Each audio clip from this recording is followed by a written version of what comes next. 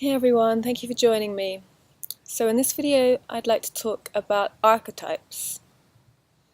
So a lot of people have heard of archetypes and work with archetypes. They're not a new concept, especially people in the fields of depth psychology, transpersonal psychology, who work with archetypes in order to make the psyche more whole and to look at aspects of where the psyche is out of alignment.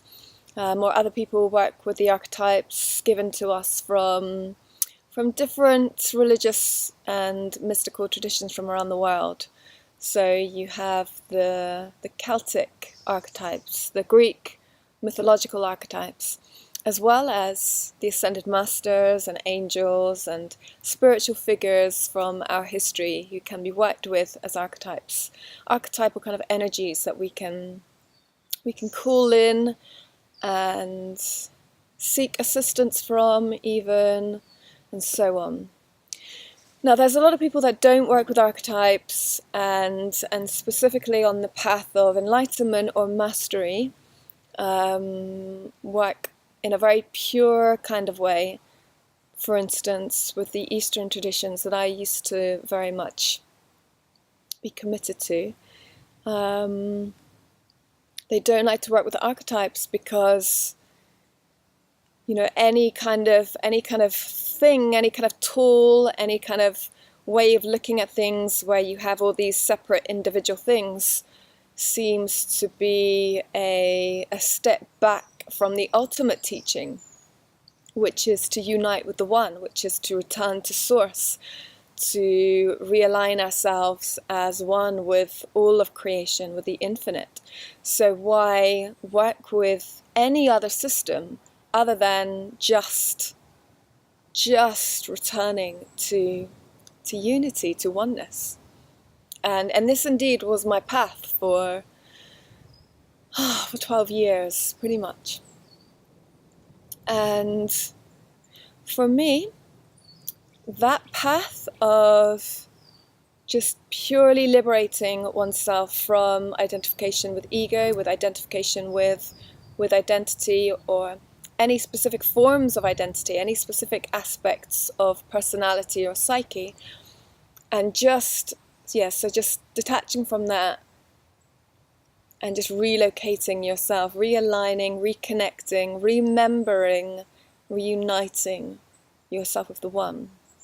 That, as a practice and a teaching, is a fundamental part of any pathway of liberation, mastery, enlightenment. That is a really important aspect to attain at some point on your journey, to truly experience freedom, to truly free yourself of the dross of this physical reality and all of the conditionings and all of the things that can hold you in chains and bondage and stop you from being completely free and at peace and in a state of love and joy no matter what is happening around you. That is a massive part of it.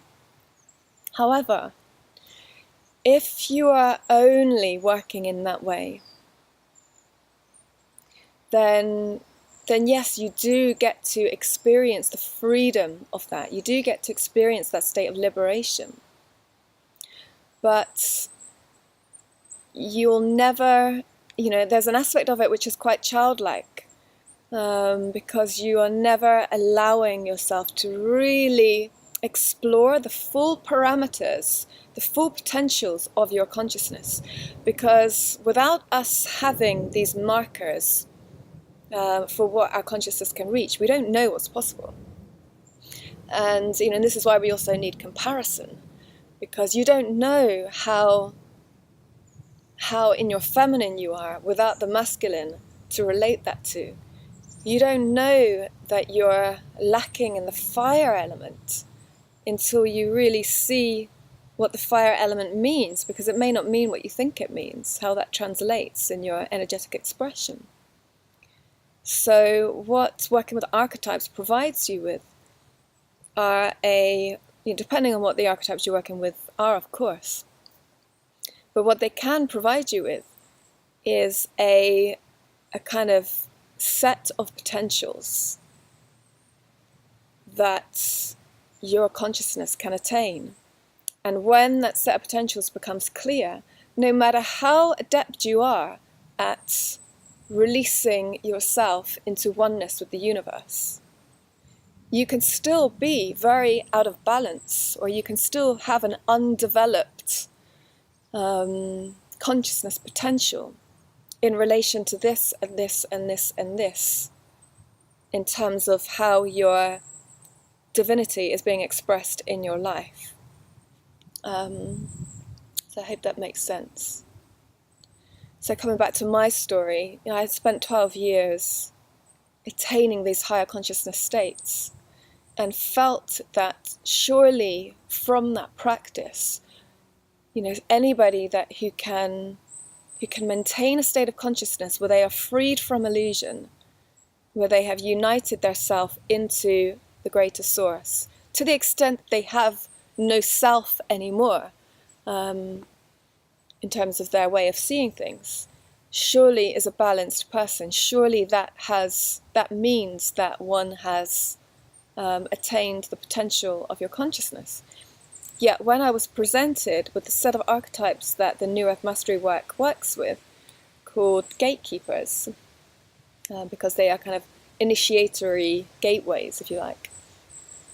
When I was presented with them, I could see very clearly that there were some of them I already had within my consciousness structure to a certain extent. Other ones, I couldn't relate to them.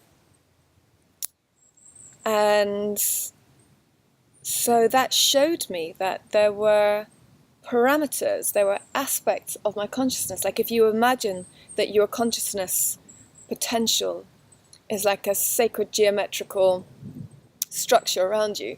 So I don't know, let's say it's like a dodecahedron, or let's make it simple. Let's say it's a sphere around you, your consciousness, or a shape. And there are certain facets or certain edges that haven't been fully pushed out yet.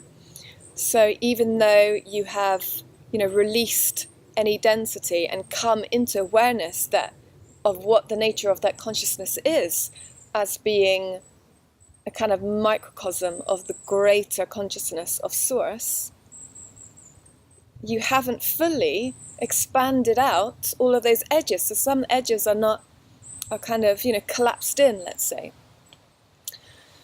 So so the archetypes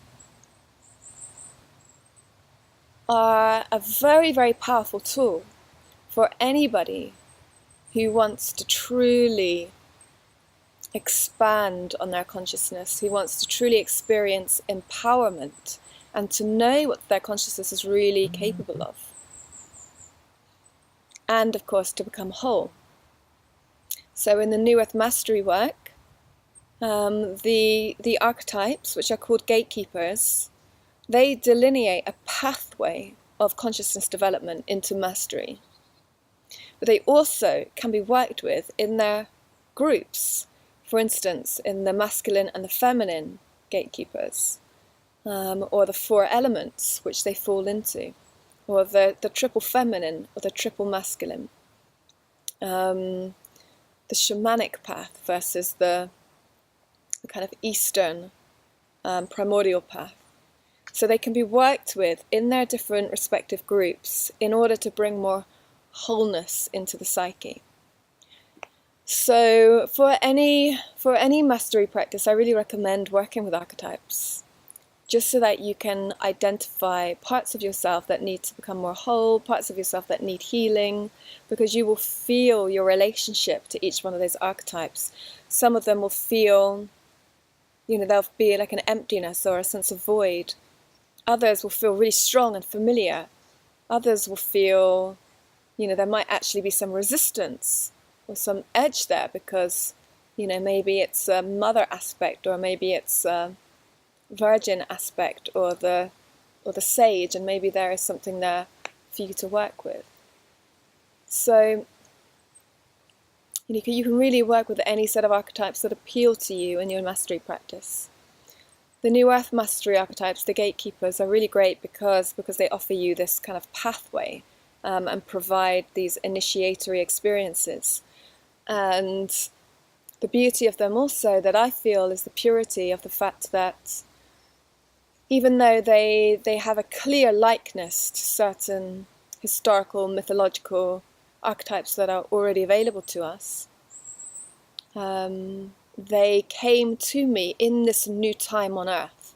They came to me for this new time on Earth, from Mother Earth, from the greater spirit around. So if you are called, I'm sure you will enjoy working with them. But please, with any journey of mastery that you go on, and with any work with the archetypes, what I do really, really strongly recommend is that before you open any gateway by working with any kind of energy, you always first start with an archetypal energy which is based in the heart. Because unless you come through that place first, unless you are coming from the heart, unless you are rooted first in that heart energy of unconditional love and balance and groundedness and a feeling of the natural unifying energy throughout all of life, unless you come from that place first of all, any other work that you do, any other energies that you are working with or calling in, will create an imbalance within you. So always come from this place first, because otherwise, things like the spiritual ego can really come into play, and you can start working with powers that are then not fully aligned. They are not coming from your heart. They are not coming from that deeper guidance and that deeper oneness with our planet and with your own spirit. So thank you for listening. Lots of love.